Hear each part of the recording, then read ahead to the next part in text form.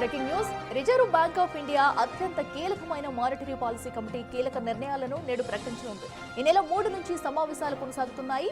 ప్రస్తుత ఆర్థిక పరిస్థితులపై, ముఖ్యంగా ద్రవ్యోల్బణం వృద్ధిపై చర్చిస్తున్నారు.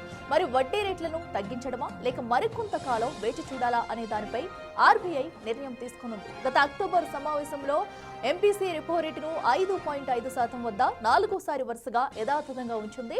ద్రవ్యోల్బణం గణనీయంగా తగ్గుతుండటంతో రెపో రేట్లను పెంచే అవసరం లేదని భావిస్తున్నారు. ఈ ఏడాది ఎంపీసీ రెపో రేటును 6.5% నుంచి 5.5%కి మొత్తం 100 బేసిస్ పాయింట్లు తగ్గించింది. అయితే ఆగస్టు నుంచి వడ్డీ రేట్ల తగ్గింపును నిలిపివేస్తుంది.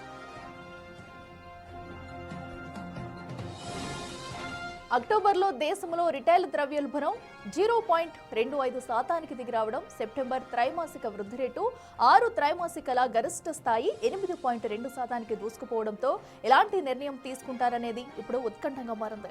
గవర్నర్ సంజయ్ మల్హోత్రా నిర్ణయాలను వెలువరించనున్నారు. ద్రవ్యోల్బణం గణనీయంగా తగ్గిన కారణంగా రెపో రేటును 0.25% మేరకు తగ్గించవచ్చని కొందరు నిపుణులు అంచనా వేస్తున్నారు. మరికొందరు రెపో రేటును యథాతథంగానే కొనసాగించవచ్చని అంచనా వేస్తున్నారు.